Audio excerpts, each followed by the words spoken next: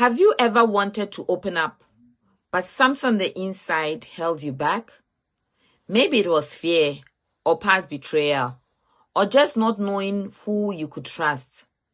Someone left a comment on my video, Don't Struggle Alone, and they said, don't suffer alone indeed, but uncertainty about the courage and trust needed to open up keeps the vulnerable more vulnerable. That is a deep and heartfelt comment. So thank you for sharing. And so in today's video, I want to speak to that. Because here is the truth. You can only be vulnerable when there is trust. But so many of us are left asking, how do I build that trust, especially when I have been hurt before?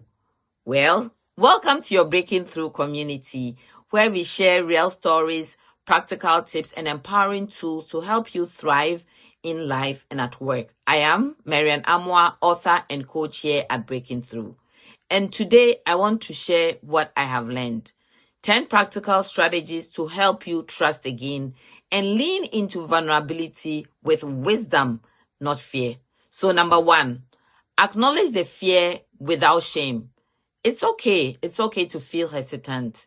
Fear of vulnerability isn't a flaw. It's actually a sign of wisdom, a form of self-protection, self-preservation. It means that your experiences have taught you to be careful, and that is valid. Removing the shame around hesitation is the first step toward healing. Number 2, start with self-trust. Before you trust others, you must first learn to trust yourself. Start by keeping small promises to yourself. Reflect on your values. Be kind when you feel unsure. Be kind to yourself, yes. And when you trust yourself to handle whatever comes, it becomes easier to take emotional risks with others. Number 3, look for shared values. Seek people who share your core values: kindness, honesty, growth, etc. They don't have to be just like you, but aligned values give trust a strong foundation. Choose safe people and low-stakes moments. That's number 4. Choose safe people and low-stakes moments. You don't have to tell your story.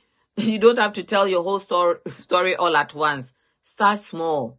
Look for someone who listens without judgment. Vulnerability, this is so important. Vulnerability isn't about telling everything. It's about being real, even in small ways. Number 5, build the relationship over time. Trust doesn't happen overnight. It grows through consistency, listening, and shared experiences. It's not one-time leap. It's a slow, steady build. So give it time. Look for mutual effort. Number 6, use I feel statements. I feel. Say what you feel without feeling like you have to overexpose.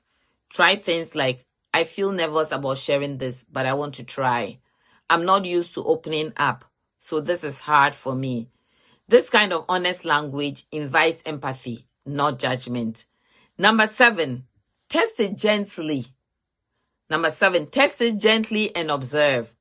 Share something light and watch how they respond as you are beginning to build trust, yeah? Do they listen with care? Do they respect your boundaries? Do they respond with kindness? These small moments are tests, and they help you know whether it's safe to go deeper or not. Number 8, celebrate small wins. Every time you show up honestly, even just a little, that's a win. Take a moment and reflect. How did it feel? What did I learn? That's how trust grows. That is how trust grows, in small, meaningful steps.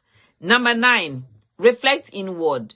Sometimes it's not just about them. Sometimes it's about what's happening on the inside of us. Ask yourself, is fear holding me back, or is it just pride? Am I protecting myself or avoiding connection? Self-awareness opens the door to honest connection. And number 10, seek professional support. If trust feels too heavy to rebuild on your own, don't do it alone. Do not do it alone. Find a coach, find a therapist, a support group where confidentiality and compassion are guaranteed. Safe, structured spaces can help you relearn trust on your terms. So I will ask you again, how do you build trust? Where do you find your support? Because while suffering alone might feel safe, healing happens in connection, in community. Let us continue the conversation in the comments. Share your story or a comment or just say hello. You never know who your words might encourage. And you never know, I could use, just as I'm doing right now, I could use your comment as our topic for conversation.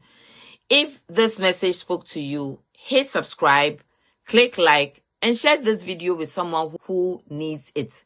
Don't stop here. Check out my other videos on why you need a coach, don't struggle alone, emotional intelligence, psychological safety. We are in this together. You are not alone. I am your companion on this journey, and I am cheering you on.